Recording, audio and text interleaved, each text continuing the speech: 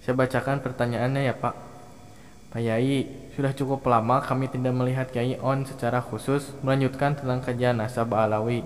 Mohon maaf, saya mau bertanya, bagaimana kelanjutan dengan polemik nasab ini ke depannya Kiai? Apa saat ini sudah dianggap selesai? Itu aja pertanyaannya atau ada lagi? Pelan-pelan, Kasep. Baca pertanyaannya pelan-pelan supaya bisa difahami banyak orang ya. Gak usah gemper, gak usah buru-buru. Baik, saudaraku yang budiman, kami akan jawab pertanyaan tersebut. Terima kasih atas perhatiannya, saudaraku yang baik. Alhamdulillah, hari ini saya on dan khusus untuk menjawab pertanyaan sampean. Tapi tolong dengarkan jawaban penjelasan ini sampai tuntas tas. Saya akan sampaikan. Satu, saya tidak pernah membatalkan nasabnya Ba'alwi. Di negeri Indonesia ini yang mengatakan nasab Ba'alwi batal, yang mengatakan nasab Ba'alwi itu munqati', rungkat, itu Kiai Imaduddin Utsman Al-Bantani seorang. Tentu beliau berdasarkan kajian ilmu, berdasarkan tesis tingkat tinggi yang beliau lakukan.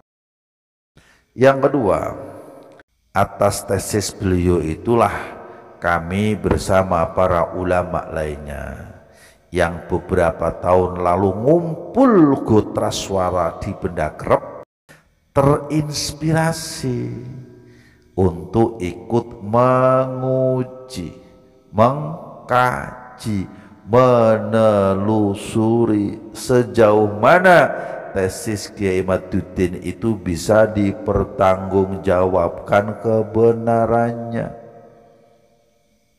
Hingga akhirnya waktu berlalu, lebih dari 2 tahun polemik nasab sampai saat ini menjadi sebuah diskursus yang menarik.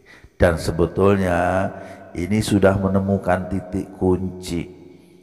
Poin jawabannya sudah ada. Ibaratnya muara dari sebuah mata air diskursus selama ini itu sudah sampai kepada titik akhir.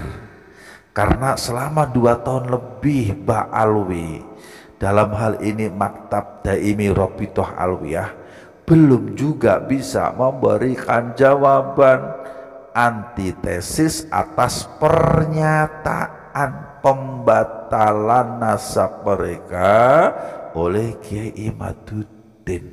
Dan selama itu pula kami juga ikut mencari pembanding loh. Kami juga tidak diam mencari data, mencari manuskrip, mencari kitab dan lain sebagainya dan lain sebagainya. Bahkan kami juga menunggu dari mereka kiranya ada kitab atau bukti apa saja yang bisa digunakan untuk menyanggah tesisnya Kiai Imaduddin. Tapi nyatanya, saudaraku yang budiman, dangukeun ya, hingga detik ini pun tidak ada. Bahkan justru yang sangat saya sesalkan, mereka malah menerbitkan buku judulnya Keabsahan Nasab Ba'alwi, yang isinya itu nggak nyambung dengan pertanyaan dan pernyataan nasab mereka. Itu buku yang katanya merupakan sebuah legitimasi keabsahan nasab mereka. Ternyata semakin kami baca, semakin kami pelajari, semakin kami fahami isinya, buku tersebut malah semakin menunjukkan keblunderan, yakni ketidakabsahan nasab mereka. Lah monggo sampean nanti baca sendiri, pelajari sendiri buku tersebut. Kan banyak PDF-nya di mana-mana. Nah, saudaraku yang budiman, khususnya yang bertanya ini ya, bertahun-tahun kita semua ini menunggu jawaban yang ilmiah. tapi yang nongol malah dongeng, narasi dan penggiringan opini. Piye to mas? Ojo dibanding-banding ke orang di masa lalu dengan orang di masa sekarang. Iya jelas beda toh. Dulu zaman guru-guru, zaman bapak-bapak dan zaman mbah kita, mereka itu meyakini nasab Ba'alwi sebagai duriyah Nabi Shallallahu Alaihi Wasallam berdasarkan dzon. Apa itu dzon? Prasangka. Tina syukhroh. Tahu syukhroh? Syukhroh teh lamun bahasa Kiwari teh popularitas gitunya. Hingga istifadhah. Tahu istifadhah? Istifadhah banyak viral lah begitu lah mencek bahasa medsos mah. Jadi viral, mereka sudah masyhur, disangka. Kartos jadi baheula mah berdasarkan sangkaan. Da sugana aya satu ulama pun yang mengisbat, enggak ada. Ayo mau ngomong pakai dalil kitab Uqudul Ijen lagi. Mau bilang kalau Mbah Nawawi mengisbat di kitab tersebut. Nanti sampean lihat ya, sampean dengarkan penjelasan saya tentang maksud Mbah Nawawi di kitab tersebut di video yang sudah lalu. Tolong admin nanti selipkan di kolom komentar ya, paling atas pada video ini, biar nanti pada faham maksud daripada Mbah Nawawi di kitab Uqudul Ijen. Kembali kepada masalah ilmunya. Allahumma shalli wa sallim wa barik alaihi. Jadi ulama baheula mah syukhrah wal istifadhah tina prasangka. Sok coba tunjukkan bukti ulama mana yang dulu pernah mengkaji bab nasab Ba'alwi sampai sedetil seperti di zaman Kiwari. Bahkan saking detailnya mempelajari tentang nasab Ba'alwi, ilmu rijalul hadis pun ikut berbicara tentang kemustakhilan ketersambungannya Abdullah atau Ubaid sebagai duriyah Nabi Shallallahu Alaihi Wasallam. Iya teh sebab kurasa penasaran tina tesisnya Ki Imaduddin. Jadi ilmu teh berkembang kemana-mana, saudaraku yang budiman. Sok atuh sarerea masing-masing dari kalian yang merasa bisa buka kitab-kitabnya, kitab hadis, rijalul hadisnya, sejarahnya, filologi, ilmu DNA-nya, sok dibuka biar fair, biar tidak saling menyalahkan. Bisi dikiranya saya sentimen, dikiranya ikut-ikutan membatalkan nasab Ba'alwi. Bisi dikira saya fitnah, bisi dikira saya adu domba. Heran saya mah, orang bicara tentang ilmu 100% tina ilmu, untuk ilmu, oleh ilmu. Plek. Tahu plek ya? Plek itu menceritakan apa adanya, tidak dikurangi, tidak dilebihi. Kok malah di framing fitnah, di framing adu domba, di framing menebar kebencian, memecah belah umat. Atuh kenapa nggak lapor polisi aja, biar tuntas, biar beres urusan mah, lamun gitu cara nama. Leres ente. Padahal dangukeun ya, kita habiskan waktu selama ini itu untuk memastikan benar atau tidaknya tesis Kiai Imaduddin bisa dipertanggungjawabkan apa tidak.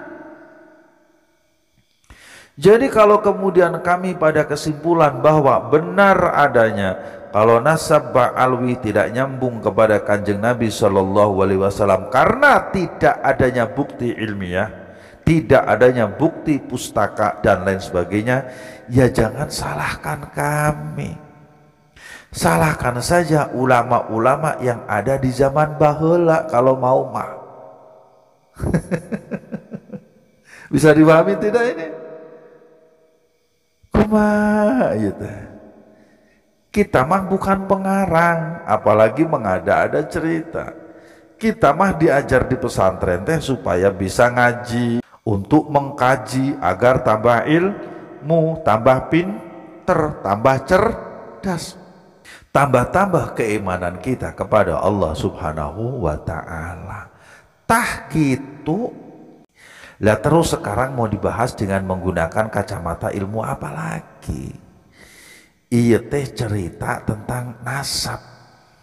Ari ilmu nasab mah ilmu nyata, ilmu biologis, ilmu genetika cek batur mah ilmu pasti, hiji ditambah hiji dua. Jadi jelas tidak mungkin bisa dijawab dengan khayalan, tidak bisa dijawab dengan imajinasi, tidak mungkin bisa dijawab dengan rekayasa, prasangka, apalagi dijawab dengan mubahalah. Liar ya mah. Serta tidak mungkin lagi bicara tentang dzon, tentang sangkaan, sukhrah wal istifadhah. Itu namanya dusta, itu fasik hukumnya. Meyakini dengan dzon, meyakini dengan prasangka setelah adanya bayinah bukti sing cetha welo-welo. Tahu cetha welo-welo? Nyata yang berbicara sebaliknya dari apa yang disangka selama ini. Lah itu namanya menyembunyikan kebenaran di balik kepentingan, dalam tanda kutip nggih. Ngartes teu? Saudaraku yang budiman, saya saja yang bukan ulama dibawa rasa penasaran atas tesisnya Kiai Imaduddin, sampai sekarang masih terus mengkaji dan meneliti. Apalagi yang merasa dirinya sebagai ulama, harusnya lebih kritis dalam menggali, menguji tesisnya Kiai Imaduddin dengan teliti. Tapi kudu pakai ilmu, dangaran lagi ulama. Jangan pakai nafsu, apalagi pakai sumpah serapah dan fitnah. Lamun gitu cara namana Joko Sembung makan bawang. Tidak nyambung abangku sayang. Bisa dipahami ya. Nah sekarang saudaraku yang budiman, yang banyak menjadi sorotan publik dari ekses diskursus nasab ini adalah merambahnya kepada pemalsuan sejarah NKRI, pemalsuan sejarah NU yang sunyi dari pertanggungjawaban, klarifikasi dari pihak yang secara umum dicurigai adalah golongan klan dari Ba'alwi, juga tentang pemalsuan makam-makam.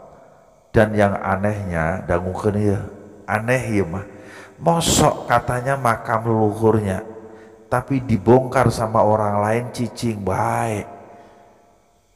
Coba Bapak Ibu, coba ieu nu nanyakeun. Maaf ya, kalau sampean punya leluhur, terus leluhur sampean ini makamnya dibongkar, apa yang sampean lakukan? Ya pasti nggak terima kan. Tapi iya mah kasusnya mah aneh. Lah ini pun perlu dikaji, perlu diteliti lebih dalam lagi maksud dan tujuan dibalik itu semua.